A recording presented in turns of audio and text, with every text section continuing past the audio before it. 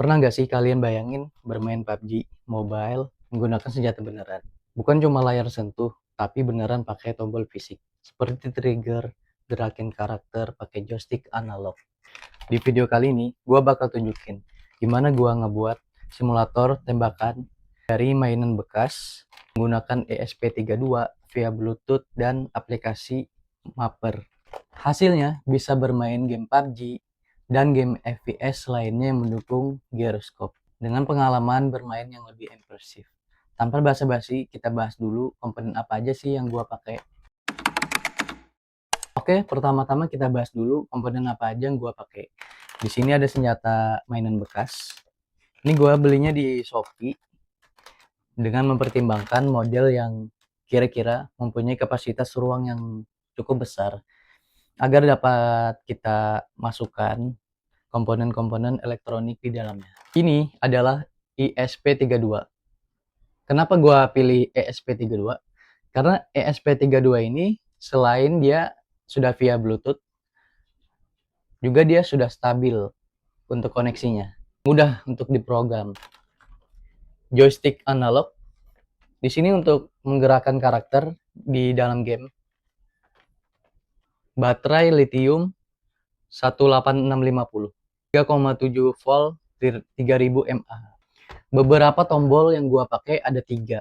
Di sini gua pakai pertama yaitu fire, kedua ada mode tembak, semi atau auto, dan di sini ada tombol reload. Untuk reload sendiri dia seperti ini. Kita tekan dulu, lalu dikeluarkan sedikit magazinnya, lalu ditekan sampai bunyi. Sama yang gak kalah penting, aplikasi tambahan. Di sini gue menggunakan aplikasi tambahan yang akan gue sematkan linknya di kolom deskripsi. Semua komponen ini total habisnya sekitar 300-an. Menurut gue itu termasuk murah. Karena apa? Kebanyakan gaming controller itu kan lebih mahal ya.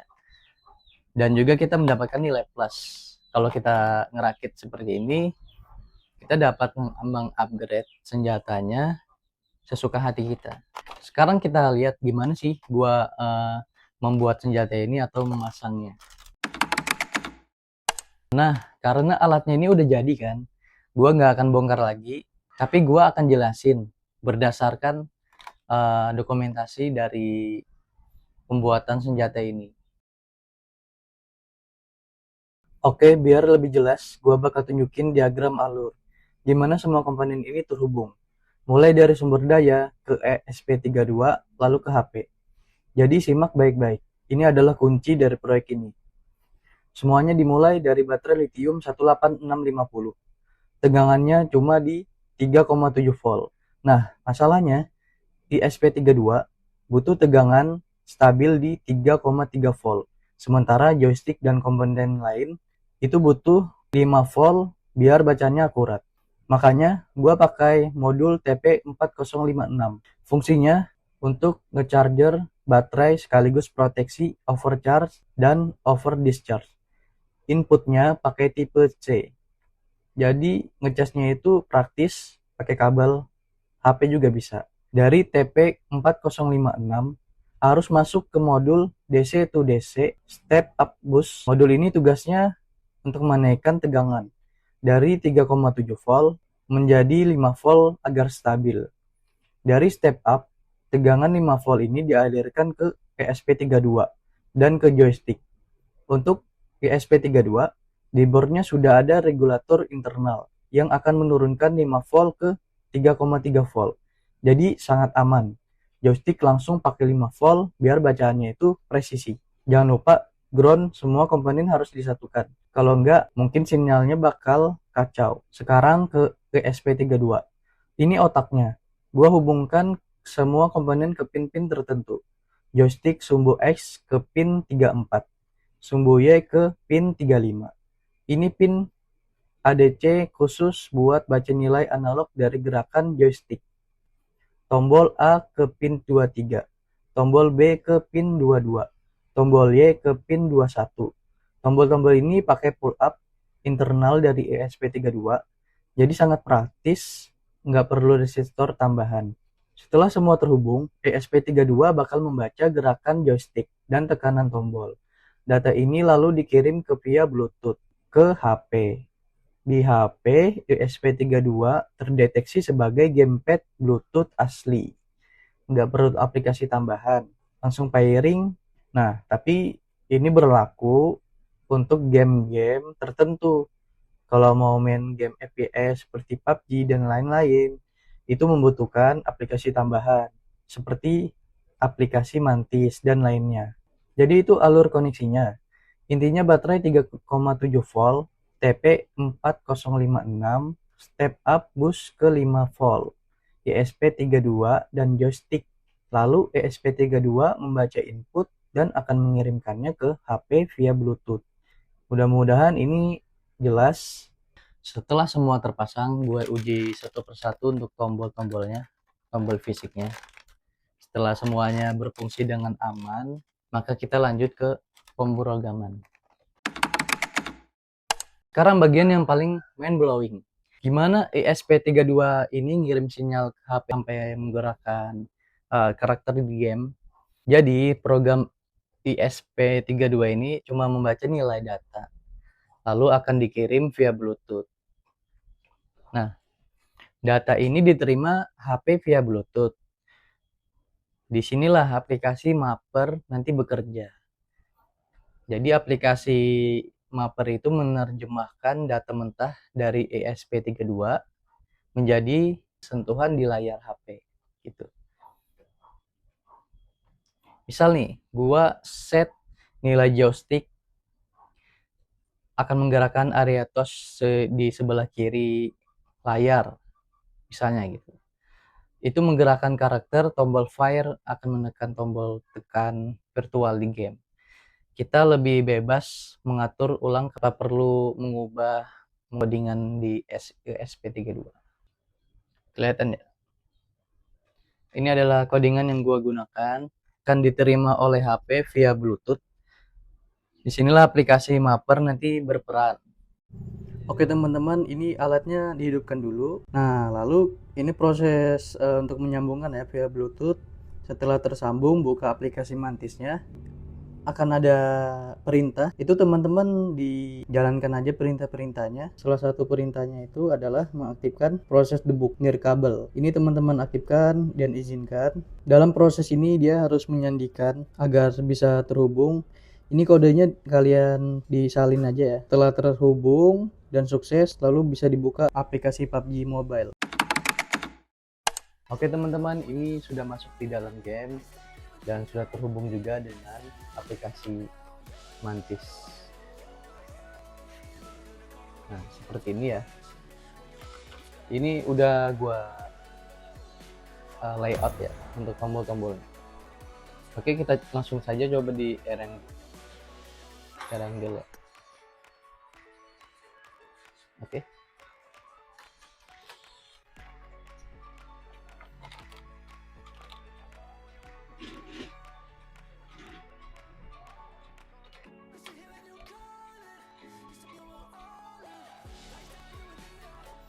Jadi gue udah jarang banget ya PUBG, karena mau nyoba lat ini aja, jadinya main lagi ya.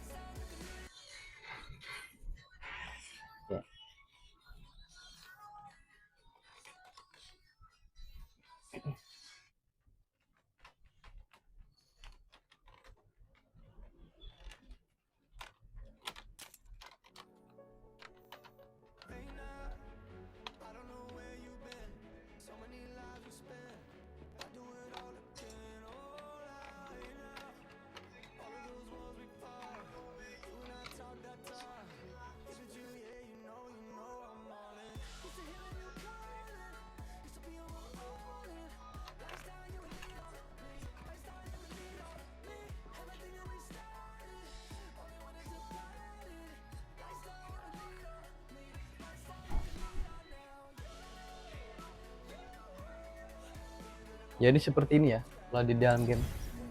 Kita tes dulu untuk tombol-tombolnya. Oke ya, berfungsi dengan baik. Terus kita coba untuk triggernya.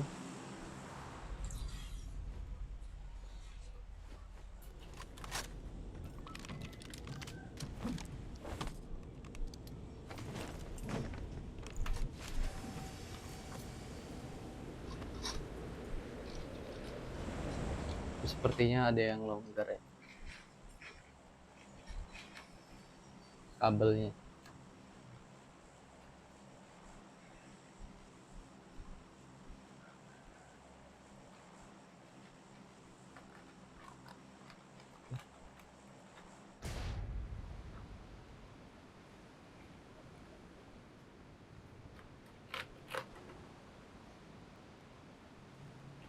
Kita turun di sini aja.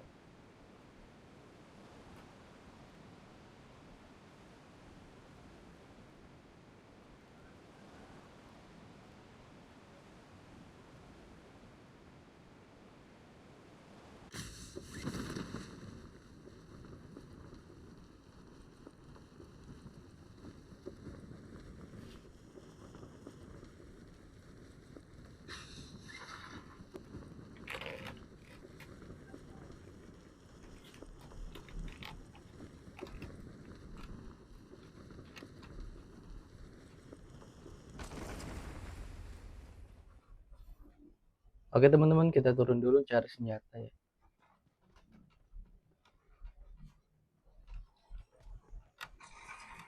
Oke, kita cari senjata dulu di mana? Ah, di situ ya. I got supplies.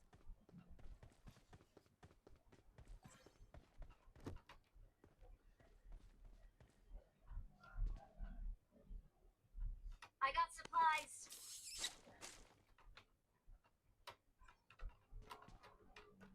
Ada senjata gak di sini ya?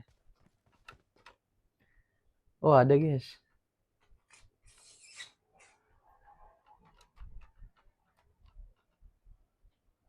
Pew, pew, pew. Nah, kita coba nembak dulu ya. Berfungsi dengan normal atau enggak? Oke, kita coba tembak.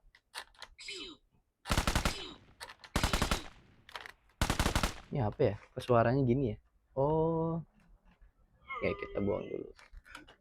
Coba tembak ya.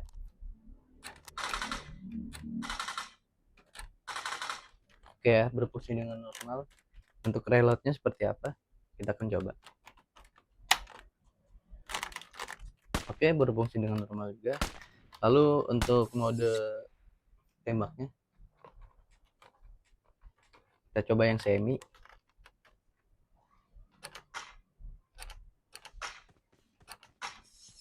Oke ya. Jadi semua aman, semua tombol normal. Ya, kita cari musuh dulu.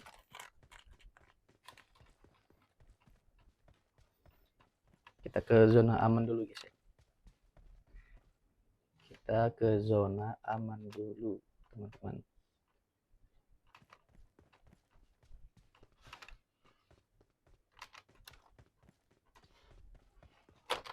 Ya seperti inilah kekurangannya ya. Kalau masih banyak tombol yang belum digunakan pada senjata fisik. Jadi kita mesti tap-tap layar juga. Masih menggunakan layar.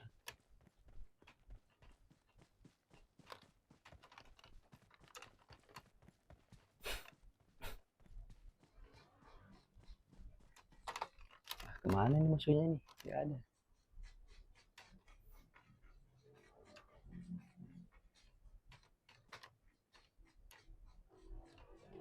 Ya, kita mainnya sambil duduk aja. Soalnya capek, teman-teman.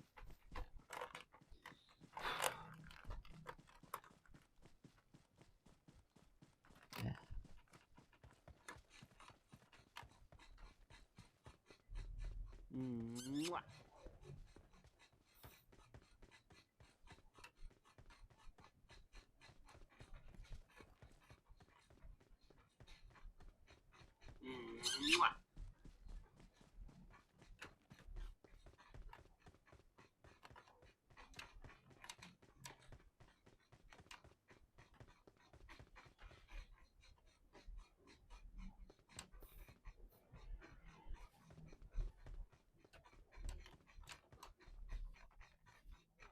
Yang paling gua suka Dari senjata ini, sensasi bermainnya itu beda banget ya. Karena kita bermain dengan layar, itu kan menutupin layar ya. Nggak seperti ini. Dengan menggunakan senjata ini lebih presisi, pakai tombol-tombol fisik. Seperti ini, menggunakan joystick analog dan tombol trigger. Lalu untuk reloadnya seperti ini. Tantangan terbesarnya adalah membiasakan diri. Karena kalau kita udah terbiasa bermain game kan menggunakan layar, itu agak sulit untuk adaptasi lagi. Tentu saja proyek ini nggak semulus yang kita bayangkan. Jadi ada beberapa kendala yang terjadi. Yaitu kendala pertama, HP ini setelah di pairing dan terhubung, HP-nya gerak-gerak sendiri. Gua pun nggak tahu ya apa permasalahannya. Tapi setelah in-game, nggak akan ada gerak-gerak sendiri, malah lancar. Kendala kedua, yaitu baterai. Baterai ini boros karena uh, ISP32 dan joystick analog itu memakan banyak daya. Sehingga karena baterainya itu cuma 3000 mAh, gua buatin on off, yaitu tombol untuk mematikan. Sehingga baterai tidak terkuras habis ataupun cepat habis. Kendala ketiga, di mana sebelumnya gua ngebuat 4 tombol, akan tetapi satu tombolnya itu kabelnya putus. Nah, kendalanya ada di situ. Karena kan kabel ini dia gua masukkan di dalam senjata dan senjata ini rawan untuk ke kegoncang-goncang. Jadinya bisa putus. Jadi itulah proyek senjata custom yang gua buat, yang bisa bikin pengalaman bermain kita lebih imersif. Kedepan gue bakal rencanain untuk upgrade ya. Untuk upgrade ada force feedbacknya. Jadi kalau kita menembak ada getaran atau ada hentakan. Lalu ada beberapa tombol yang gue bakal upgrade atau ditambahin. Karena kan kita nggak leluasa ya kalau bermain tapi tetap menggunakan tombol di layar HP. Terus juga ada tambahan upgrade yang lebih signifikan ya, yaitu kemungkinan gua bakal tanamkan gyroscope bawaan di senjata, dan ini yang lebih susah ya, karena gua bakalan ngebuat sebuah alat di in game. Kalau gua duduk itu bakalan di gamenya bakalan duduk juga, berdiri juga begitu. Untuk codingan dan lain-lain, bahan-bahan lainnya itu bakal gua tulis di deskripsi ya. Jangan lupa like, subscribe, dan komen. Nyalakan notif loncengnya biar nggak ketinggalan video gue selanjutnya. Gue pamit dulu, sampai jumpa di video berikutnya. Bye.